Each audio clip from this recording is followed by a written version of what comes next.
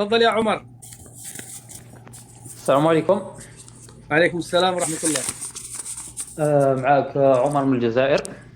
تفضل يا صار لي ايام احاول اطلع عندك في اللايف، ولكن للاسف ما طلعتش. اليوم الحمد لله طلعنا. أنت معي الآن. الاخ اسعد، مع كل احتراماتي لك، ولكن عندك انحياز غير عادي للمغرب. وما تحاولش تقولنا انه ما عنديش انحياز، ولكن عندك انحياز وانت غير حيادي في قضية المغرب والجزائر. ما هي المشكلة بينكم؟ بين المغرب والجزائر، ما هي مشكلتكم؟ احنا ما عندناش مشاكل مع المغرب. بده انه المغرب عنده مشاكل مع الجزائر، وما عندوش مشاكل فقط مع الجزائر، وانما عنده مشاكل مع كل جيرانه. أنا كيف أنا لحظة عشان أكون واضح. أنت الآن جزائري وتقول آه. أن انحاز إلى صف المغرب ضد الجزائر في قضية ماذا؟ انت دائما تقوم بالمقارنات بين الجزائر والمغرب على اساس ان المغرب افضل من الجزائر، وان الجزائر كانها عايشه في القرون الوسطى، وهذا ليس صحيح بتة. كما في اللايف لحظة. السابق تفرجت، اسمحني نقول لك حاجه جابر. اللايف السابق تفرجت عليك. كاين اخت جزائريه الله اعلم طلعت قالت لك انه الجيش الجزائري هو من اقوى الجيوش، ثاني اقوى الجيوش في القاره الافريقيه. انت قلت لها على اي اساس تصنفي من صنف الجيش الجزائري؟ انا نقول لك صنفات مجلات عسكريه عالميه معترف بها، ميليتيري واتش، جلوبال فاير، مجلات تابعه للشرق والغرب، كل يشهد بقوة الجزائر عسكرية. ومن بعدين انت في نفس الوقت ما حبيتش تستعرض بالتصنيف هذا. ومن بعد اسمحني نكمل معليش. لحظة ومن لحظة. بعدين وليت تتصنف ان المغرب افضل من الجزائر على اي اساس؟ على اي البنية التحتية؟ البنية التحتية افضل؟ وين راهي البنية التحتية في المغرب يا اخي؟ الكل يعلم التصنيفات الدولية تصنف دائما المغرب في اخر المراتب. اليونيساف وضعت المغرب في تصنيف متأخر جدا في تصنيف التغذية العالمية، والجزائر أفضل منها. ثانيا في الزراعة الجزائر أفضل من المغرب. ونحن هنا لسنا المقارنة بين الجزائر والمغرب، يعني نحاول أنه نوضح انحياز تاعك. على الأقل يا أخي لا تنحاز للجزائر ولا تعامل بموضوعية. إذا كنت تتحدث عن التصنيفات يا أخي روح جيب لنا نشر لنا التصنيفات الدولية ونشوف الموضوعية يا أخي. طيب. اسمح لي نزيد نكمل نقطة الصحراء الغربية. ياك كمل. أنت تقول أنك بحثت في الصحراء الغربية، بحثت في التاريخ. أعطينا المصادر. أعطينا ولو كان مصدر واحد تاريخي يثبت أن الصحراء الغربية كان جزء من المغرب. انت لا تثبت العكس. لا أنت تثبت. أنا نثبت العكس. انا اسمح لي نكمل لك. انا نثبت لك العكس. انا نقدر نسرد لك تاريخ المغرب العربي منذ الفتح، منذ ان وطأت ارجل الفاتحين في المغرب العربي. كانت دولة الأدارسة كانت دولة صغيرة جدا في المغرب الأقصى. كان جنوب دولة الأدارسة دولة برغواطة. أما الصحراء الغربية كانت تسكنها قبائل صنهاجة هي وموريتانيا، وانضمت فقط للمغرب. وبل المغرب ينضم لموريتانيا لأن المرابطين أصلا من موريتانيا. قبائل اسمح لي ما تقطعنيش. صنهاجة لا علاقة لها بموريتانيا. موريتانيا حديثة العهد يا أخي، الله يهديك. يا أخي موطنهم الصنهاجيين. دولة موريتانيا، دولة المرابطين أين قامت؟ قامت في موريتانيا. كيقول لك وعبد الله الجزائر بن ليس لها ياسين. مشكل مع المغرب، يا المغرب الذي له مشكل مع قامت الجزائر. خليني نكمل. انا نسرد له في وقائع تاريخيه حتى نبين له أنت لا باللي تسرد. هو راه غلط. لحظة ياسر، لا تقاطعه حتى يكمل ثم أنت تستطيع أن ترد عليه تلك المداخلة. أختم يا أخي. المغرب كان جزء من موريتانيا وليس العكس، لأن المرابطين أصلا لم تونوا في موريتانيا. تمام أوكي. ثانيا أن المغاربة يحاولون دائما أن يحتكروا التاريخ المغاربي، مثل دولة المرابطين واللي هي دولة مغاربية. وتأسست في موريتانيا والصحراء الغربية، وهم من صعدوا وحاربوا قبيلة برغواط التي كانت دولة خارجية لا دين لا ملة. وقبائل بنو يفرن كانت قبائل متناحرة. جاء المرابطون من موريتانيا ووحدوها. ثانيا الموحدين كانت دولة من برقة إلى حتى موريتانيا والأندلس. الموحدين من أسسها قبائل زناتة ومصمودة اللي هم قبائل مغربية، قبائل زناتة، قبائل جزائرية، ولكن الهرم السلطة كان بيد الجزائريين اللي هو عبد المؤمن بن علي. ويا الأستاذ أسعد روح ابحث شكون هو عبد المؤمن بن علي، وين زاد وين تربى. أشكرك. اسمح لي، قضية المتاجرة بقضية فلسطينية اللي دائما تتهم النظام الجزائري أنه يتاجر ياك. ونقول لك حاجة، مؤخرا نعطيك آخر موقف جزائري ضد الصهاينة. من أتى بالاتحاد، من أتى بإسرائيل إلى الاتحاد الإفريقي. الجزائر فرضت حصار دبلوماسي على إسرائيل في إفريقيا. المغاربة الدولة الوحيدة للأسف في إفريقيا، ويا للعار أنها صوتت على انضمام إسرائيل إلى الاتحاد الإفريقي على أساس عضو مراقب. ولكن الحمد لله لقاو دولة واقفة اللي هي الجزائر، وتصدت لهذا الانضمام وطردت إسرائيل من الاتحاد الإفريقي شر طردها. وكي تقول أنه إيران كنا قادرين أن الجزائر تخلي إسرائيل تدخل ونروح نجيبوا إيران في الاتحاد الإفريقي، ولكن لا، ما نعملوش. احنا ما عندناش كيل بمكيالين. وفي أزمة اليمن يا أخي، الجزائر ضد اي ميليشيا تكون داخل في ضد ميليشيات الحوثي، لأن الجزائر تدعو الى حل سلمي. وعندما الحوثيين ضربوا السعوديه وضربوا ابو ظبي وضربوا الجزائر، نددت باشد التنديد. احنا ضد ايران اذا دخلت في اي دوله عربيه. الجزائر ما تقبلش هذا الشيء. وانا نطرح لك سؤال، انت يا سي اسعد تتهمنا بالتشيع. هاي قطر، اذا انت راجل وفحل، قطر البارح دارت مفاوضات مع امريكا، ومن اجل ان ايران تسترد 7 ملايير دولار.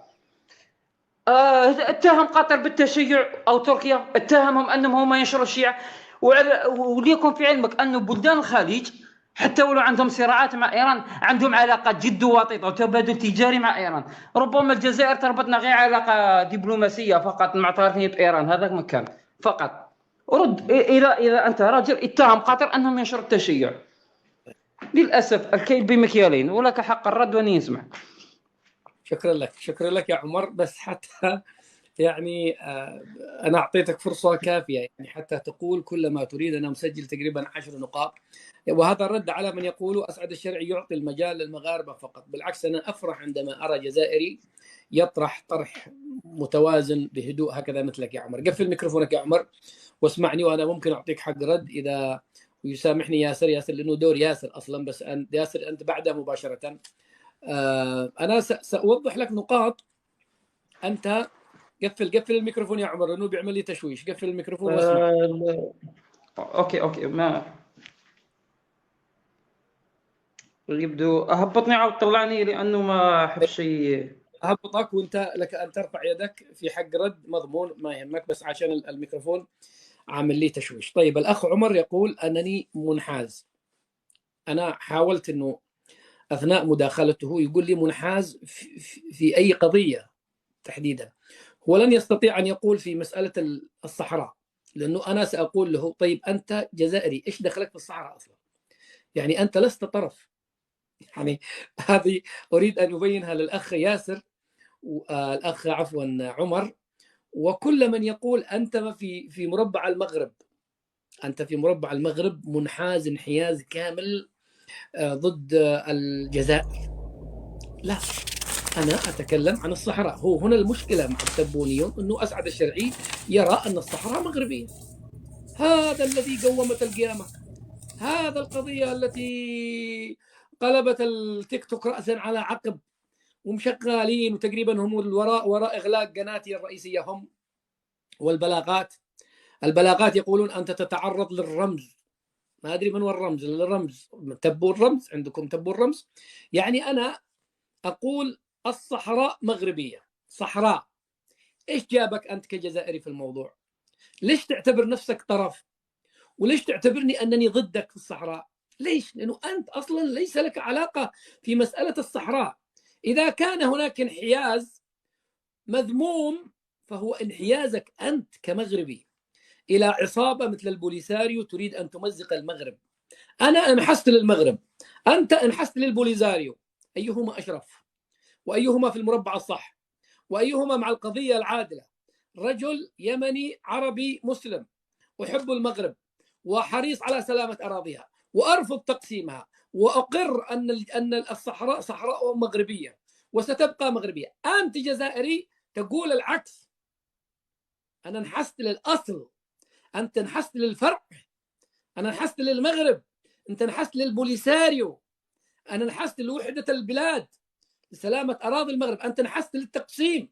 فإذا كان من انحياز خبيث وخسيس وحقير فهو انحياز الجزائري إلى الصحراء، إلى البوليزاريو. هذا هو الانحياز المذموم الحقير التافه. أما أنا فأنا لست عدوا لك. أنا خاطبت الحيطان هذا، قلت لكم يا جماعة حيطان منزلي هذه من كثر ما أسعد شرعي يحاول أن يشرح أنني لست عدوا لك كجزائري. أنا لست عدوا لك. مش فاهمين. مصمم أنت أنه أسعد الشرعي في مربع في خندق المغرب ضد الجزائر. أنا شايفني الآن قاعد أطبل لمحمد السادس ولا قاعد أقول أن المغاربة هؤلاء ملائكة؟ لا، إحنا ننتقدهم، نحن ننتقدهم ونأخذ آراؤنا فيهم وعندهم مرونة. لكن عندما أنت تقول لي منحاز لمن؟ لو أن هناك قضية جزائرية مغربية ودخلت أنا فيها وانحست، قل انحست، لكني أتكلم عن الصحراء الذي لا ناقة لك فيها ولا جمل، وأنت تنحاز لبوليزاريو، جسم غريب، جسم هجين، جسم مجمع، جسم غريب، جسم بلا هوية، قذافية، ما درينا يشوف قذافية، تبونية، شيوعية، ماركسية، لينينية. أنت منحاز إلى هذا الطرف وأنا منحاز إلى وحدة المغرب وسلامة أراضيها. ولك أن تتخيل أي الانحيازين أفضل. المقارنات يا أخي، أنا قارنت مقارنة واحدة يا عمر ما لها أنفي بتحكني شكلها بداية برد. عمر، أنا قارنت مقارنة واحدة وهذه هي الذي أزعجتكم. أنني قارنت مستوى المعيشة في المغرب ومستوى المعيشة في الجزائر مقارنة بما لديكم وما لديهم. فقلت أنا أنت دولة غازية. افهم أنت سياق المقارنات. أنت قاعد تقول المغرب مرتاحين وبلاد جميلة وكذا والجزائر مدمرة وكذا. أنت عليك أن تفقه سياق المقارنة. أنا قارنت عندما ذكر الغاز الجزائري، قلت شكلك أنت ومعيشتك أنت كجزائري المفترض أنها أحسن ألف مرة من حالك اللي موجود الآن. المفترض بما لديكم من غاز أنه يكون عند كل جزائري بيت، ويكون عندك عيشة كريمة، ويكون عندك مجانية التعليم ومجانية الصحة غاز. ده بلدك واحدة من أهم 5 دول في العالم في تصدير الغاز وانت جائع. ثم بعد ذلك عكست الموضوع على المغرب. لا غاز، لا بترول، لا حاجة، عندهم فلاحة وسياحة. وشوف عيشتك وشوف عيشتهم. ليش؟ لماذا تدس راسك في التراب؟ لأنك تخشى من المقارنة هذه. المغرب فاضحتكم للأسف.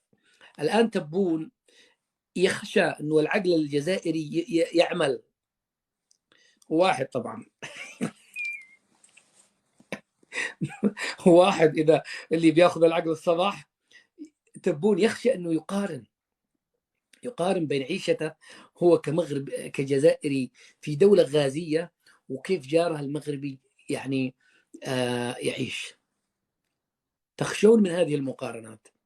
هذه المقارنات يعني تخيفكم، تؤلمكم، تفجعكم، تسبب لكم تخرطكم بطونكم. طبعا لأنها فضيحة. لأن الإنسان المغربي السوي الذي سيأخذ العقل الذي في المدينة الصباح سيفكر أين الغاز؟ أين الغاز؟ لماذا أنا فقير وعندي غاز؟ ولماذا المغربي مستقر وما عنده غاز ولا نفط ولا بترول ولا ديزل ولا شيء؟ أنا قارنت في هذا الشيء بس. عموما يا أخي الجزائري، المغربي يحترم أكثر منك أنت كجزائري، وخصوصا إذا ما وضعنا الصحراء في الوسط. إذا ما وضعنا الصحراء في الوسط بينك وبين المغربي، إذا وضعنا الجزائري هنا والمغربي هنا وبينهما الصحراء، أنا غصبا عني أحترم المغربي وأحتقرك أنت كجزائري تبوني. ليش؟ لأنه على الأقل المغربي يعتبرها قضية أرضي، يقول أرضي، صحرائي، وحدة ترابي، الوحدة الترابية، الوحدة الجغرافية. أما أنت فما هي قضيتك؟ ما هي قضيتك؟ ليس لك قضية إلا أنك العامل الرئيسي في تقسيم هذا البلد. إذن هو صاحب قضية ويحترم المغربي، يحترم بكل عيوبه، بكل عيوبه المحترم المغربي يحترم. بينما أنت لا ينبغي أن تحترم، أنت كتبوني تقحم نفسك في صحراء لا ناقة لك فيها ولا جمال. هذه النقطة الثانية، أتمنى تفهم يا عمر. الثالثة، الجيش الجزائري أقوى جيش وأنتم قوة ضاربة، وإذا ذكرت الجزائر تخر لها الجبابرة ساجدين خانعين مشخبطين.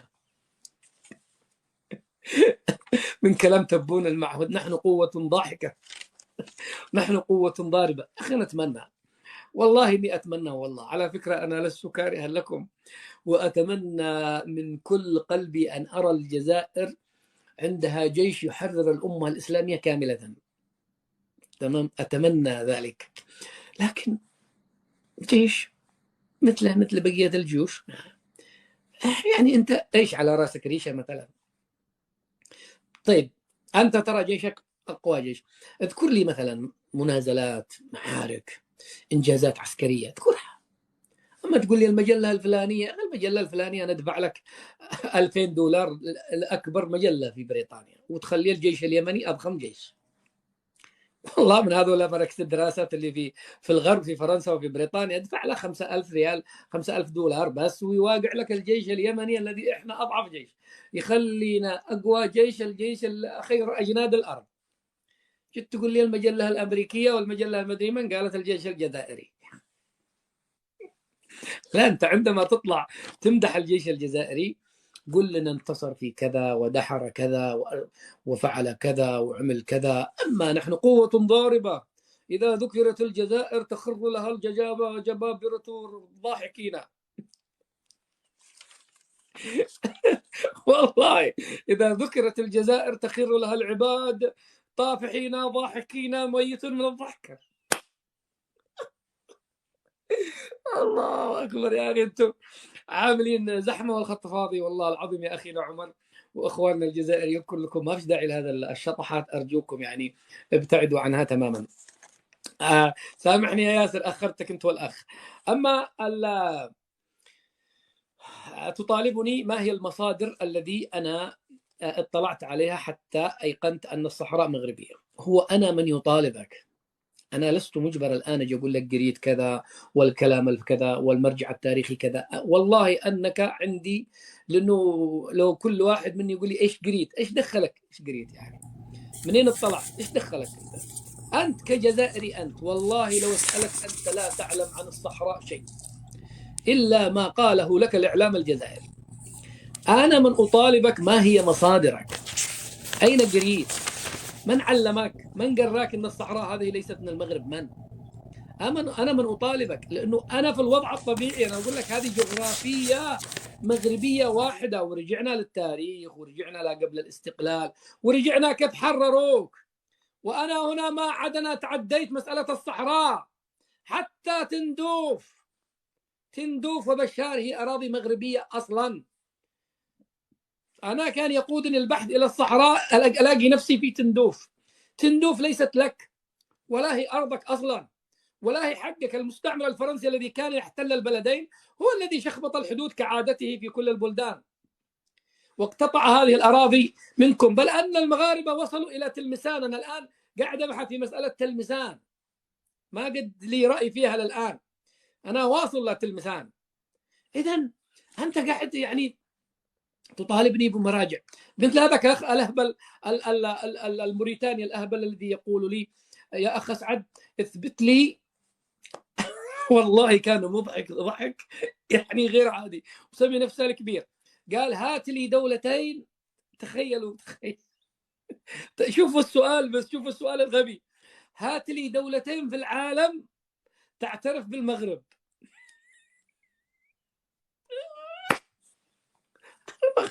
مملكة المغرب العالم كله يعترف بها والسفارات. المغرب يقول لي أنت مطالب يا أخ أسعد أن تعطيني دولتين تعترف بالمغرب. أنا طبعا كعادتكم بتخرجوني عن طوري وبتدخلوني في نوبة ضحك. أنا مريض من تحت راسها. قلت له السؤال الصح هو أنت تعطيني بمن يعترف بالصحراء. ما المغرب دولة مملكة موجودة. أنت تنكر المغرب؟ أنت تنكر المغرب وتؤمن بالبوليزاريو؟ وين العقول؟ وين البصيرة يا جماعة؟ إيش الكلام؟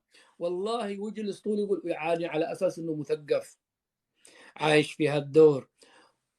أتحداك، عاد دخل يتحداك.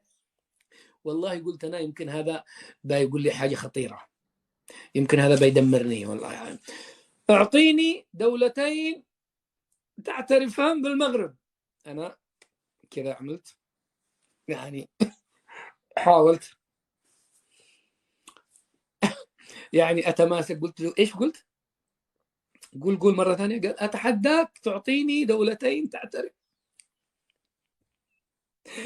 قلت له خلاص يلا مع السلامة. نزلته رغم أنه كان من المقربين وكنت أعطيه دور، كنت أعطيه مساحة، لكن طلع سخيف للغاية.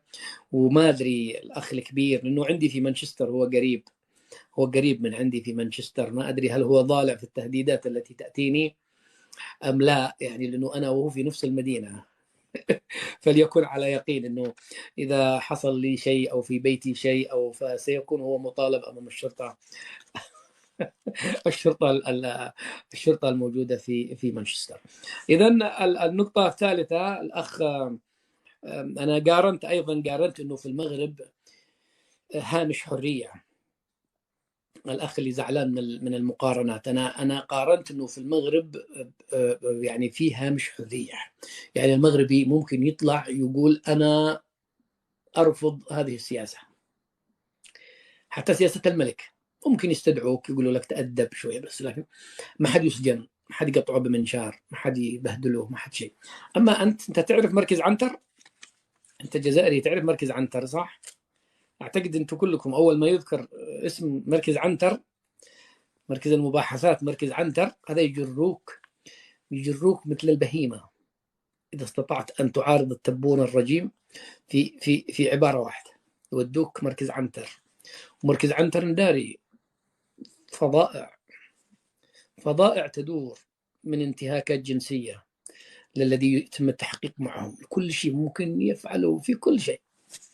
أنا عارف أنك الآن أول ما ذكرت لك مركز عنتر ركبك هكذا ارتجى فين ركبك في مركز عنتر. أنا قارنت هذا المقارنة. أنتم دولة بوليسية، في الجزائر يحكمها بوليس، دولة عسكرية. تلك مملكة وادعة. أنت سامعني والله العظيم أقول لك الحقيقة، يعني الجو المغربي مملكة متفاهمة متناغمة متصالحة مع نفسها، مع ملكها، يحبوه ويقدروه ويجلوه ويمجدوه كثيرا، لكن عندهم هامش يختلفوا معه. يعني في توازن جميل في المغرب. تحس انك امام يعني كذا دولة لها خصوصية. والله لا أجاملكم يا مغاربة، الله يخرب راسكم. الآن بيقولوا أنا شايف الورود الآن قاعدة تنهال على رأسي. لا والله العظيم أنها حقيقة. تحس أنك في دولة ثانية، كما يقولوا عندنا شيء ثاني. أنت تحكم بشنقريحة. بقول لك في بني آدم اسمه شنقريحة، ريحة. تحكم أنت بشيوعيين، عسكر، كبرانات، دولة عسكر. المفترض هذا شنقريحة وتبون وهذول الهبل مكانهم هناك في الجيش، هناك في التكنات العسكرية. ما يأتي في القصر يحكم، ما يأتي في القصر يحكم. قاعدك تقول لي أنا جمهورية وهم ملكية. يا رجال احمد رب والله أنك تتمنى تكون ملكية، تتمنى واحد نص الملك محمد السادس حتى بربع مستواه يحكمك أنت، بدل ما يحكمك شنقريحة. فأنت فرحان أنه عندك شنقريحة وتلوم المغاربة أنه عندهم ملك اسمه محمد السادس بكل خلافي معه، بكل ملاحظاتي عليه. لكن في نوع من شنقريحة. أنت عندك واحدة شنقريحة يا رجال، أنت بتمجد ناس. عندك الآن في رموز العسكر الآن وعلى رأسهم خالد نزار، هذا إرهابيين شواذ، إرهابيين العشرية السوداء. هذه أقسم لكم بالله أني وصمة عار في جبينهم إلى أن تقوم الساعة. اليوم تمجدوهم أنتم هؤلاء العسكر. يعني أنت دولة مقهورة، دولة مطحونة. يعني تخيل دولة تدار بعقلية عسكري. هذه مشكلتكم. ليش الغاز ضايع؟ ليش البلاد ضايعة؟ ليش أنتم مدمرين؟ ليش حالتكم لأن البلاد لا تحكم بعقلية واحد رجل دولة، يعني تحكم بواحد شيخ غفر، واحد عسكري، عقلية عسكرية مثل السيسي وغيره. فلا تقارن نفسك بالمملكة، لا تقارن نفسك بالمملكة. أنا هنا أنت لا تقارن نفسك. أنت تتهمني أنني أعمل مقارنات مجحفة. أنا أقول لك لا تحط راسك براس المغرب. هكذا إذا أنت جزائري تريد أن تحترم، لا بتسمع مني أكثر. لا تحط راسك برأس المملكة المغربية.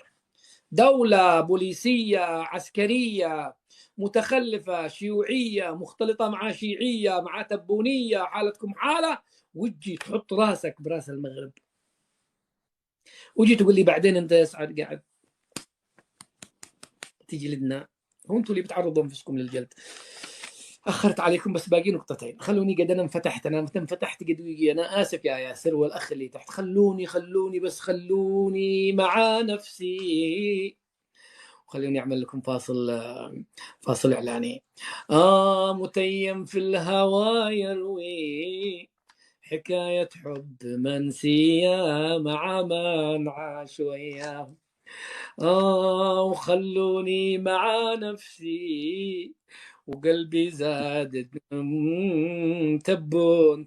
تبوني. خطايا والخطا ما هو خطاهم. مدري ايش صادق النية. صلاحية. النقطة رقم 4. يحتكر التاريخ. المغاربة يحتكرون التاريخ. طيب هذه أنا بخلي جزائري يرد عليك. اسمع يا عمر، نسيت هذا المقطع. كمؤرخ وكباحث جامعي، هل تتفق معي إذا قلت لك أن في الجزائر نخشى التاريخ؟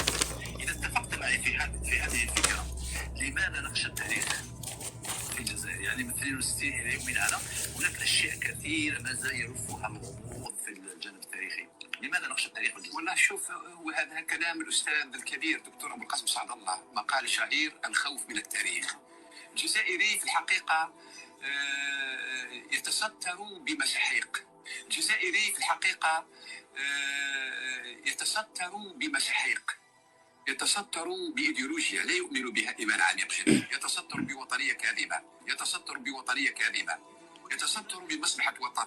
هو يدافع عن أنانيته كشخص في الظهور وحب الظهور إلى غير ذلك. لكن أنا أقول أنه التاريخ حقائق ووثائق. صح. الذي يخشى التاريخ هو الذي يخشى أن يعرف جذوره وأصله.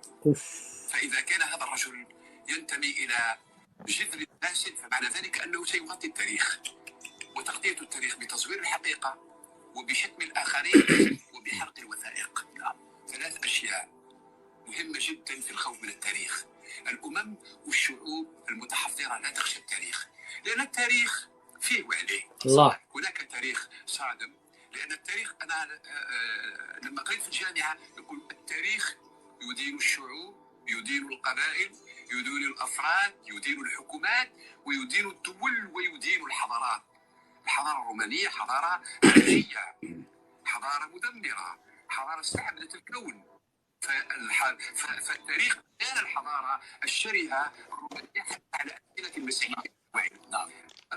ايضا يدينهم التاريخ ان كانوا خونه. نعم. فمثلا انا نردد كلمه على لساني ويحفظها كثير من الجزائريين. فقط لانه للوايو سيرفيتير دو لا فرانس كولونال بيننا. هؤلاء الخدم الاوفياء الذين يدافعون عن الحرف الفرنسي، الذين يدافعون عن حقيقه الدوله الفرنسيه، الذين يقولون ان فرنسا حاجه مزيانه. لكن انا نقول ان هؤلاء انه في مشكله في الذهنيه الجزائريه بشكل عام. انا لا اقول هنا التبونيون، بل الجزائريون بشكل عام بلسان جزائريين، انه هناك انتم تتجملون بمساحيق، يعني بتكذب على حالك، مثل المراه اللي تشبه ضاحي خلفان وتروح تعمل مكياج وظهرتك يعني كذا حلوه، وانت تريد ان تظهر نفسك بانك مظهر اخر، وعندك خوف من التاريخ. هذا لانه قال المغاربه يريدون ان يحتكروا التاريخ. قلت لك المغربي عندما يتكلم وهو يتكئ على إرث تاريخي كبير، ما تستطيع لا أنت ولا غيرك ولا أي واحد من المعادين للمغرب أن ينفيه. رجال بيجي لك بحقائق تاريخية وبموروث تاريخي وبأرقام وتواريخ، أنت حقك كله مجمع.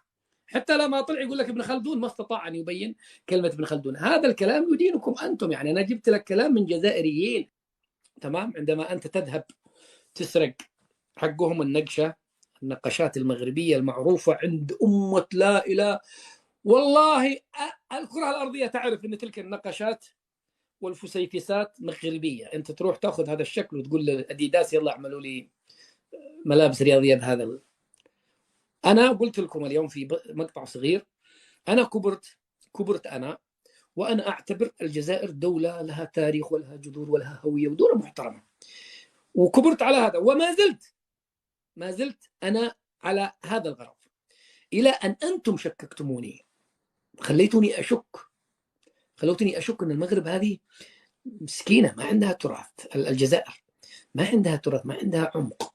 أنتم شككتوني أقسم لكم بالله، لأنه إحنا عانينا مثل المغاربة.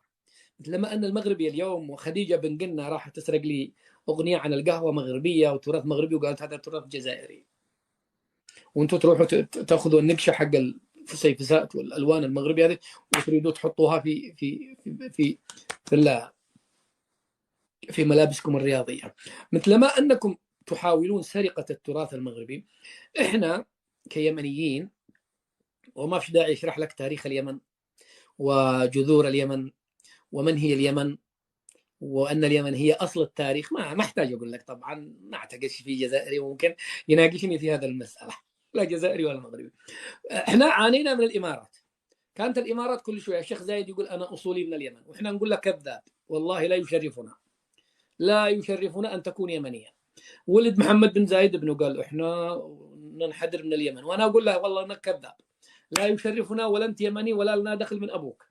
جاءوا الى المدن اليمنيه، نهبوا حتى الاشجار.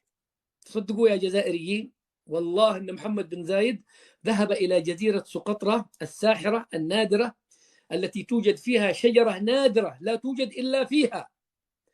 هذا الكلام ليست شطحه جزائريه، لكن نعم جزيره سقطرى فيها نباتات نادره لا توجد الا فيها، ومنها شجره واحده اسمها شجره دم الاخوين. والان عليكم ان تخرجوا من البث، او بعد ان تخرجوا من البث اكتبوا في تويتر شجره دم الاخوين، كذا شكلها مميز، لا تزرع ولا تنبت سبحان الله الا في سقطرى اليمنيه. جاءوا عيال زايد اخذوا هذا الاشجار وسرقوها الى اين؟ الى ابو ظبي. اخذوا الاثار، اشتروا الاثار، نهبوا الاثار من مسؤولين يمنيين بياعين خونه مرتزقه الامارات، وباعوهن وراحوا يدفنوهن، وكل شويه يقول لك اكتشفنا عنتره يمني، المهلب بن ابي صفره اماراتي، الكوز لقينا شيشه شخبوط، شيشه قالوا لقيناها، انا لقيتها هنا، هذه في صحراء قطر. يعني الاماراتيين كانوا يتبلوا علينا ويجوا يعملوا لهم تاريخ على حسابنا. انت الان وانا بسمعك جزائري سيرد عليك جزائري مش انا، تبحث عن تاريخ مزور. لماذا تبحث لك عن تاريخ مزور؟ ما الذي يدعوك الى ذلك؟ اذا كنت صاحب حضاره وصاحب قيمه، لماذا تبحث لك عن اصل وعن جذور. احنا نعرف في اليمن انه على مستوى الذي في نسبه خلل، بعض الناس سبحان الله النسب عنده مشخبط، يبحث له عن امجاد وهميه، انا جدي، انا جدي، انا ابي، جدي السادس عشر، جدي السابع عشر، احنا اللي فعلنا، وهذه عقده نقص. من يبحث، لان الامارات دوله، تعرف الامارات دوله مستحدثه، يعني قلت لك انا جزمه جدتي اقدم من الامارات. في يبحثوا لهم عن جذور، عن تاريخ زائف. انتم تفعلون مع المغرب نفس الشيء. وجي تقول لي المغاربه يحتكرون التاريخ، لا، المغربي بيجي يحط لك تاريخه، مثلما كل واحد فخور بتاريخ. انا افتخر بتاريخي، وليس عيب ان الانسان يفتخر بتاريخه. القران 3/4 القران تاريخ مش بسيط. عندما انا اذكر امجادي واجدادي مثلا في اطار السرد التاريخي وليس في اطار المفاخره. تخيل انا يمني نادرا ما اتغنى بالتاريخ، واذا تغنيت بالتاريخ افتخر.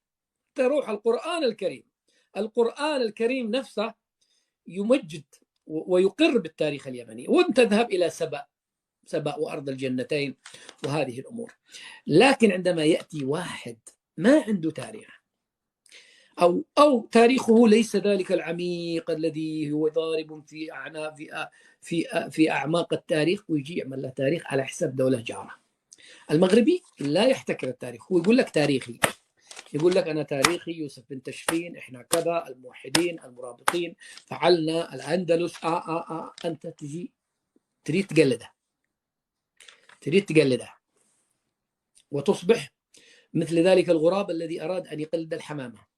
خليني أقول لكم يعني تشبيه دقيق جدا. الحمامة اللي هي المغرب، والغراب التبوني، في غراب تبوني أراد يقلد الحمامة، بيقلد مشيتها ويقلد صوتها. طبعا صوت الغراب هذا صوت الغراب التبوني، والحمامه زاجل، حمام زاجل. اراد يقلدها في الصوت، اراد يقلدها في المشي، اراد يقلدها في التاريخ، اراد يقلدها حتى في الملابس الرياضيه، اراد يقلدها في القهوه، اراد يقلدها حتى في المأكولات. سكران طايح في الدروج والحصوله تعض، الحصوله تعض.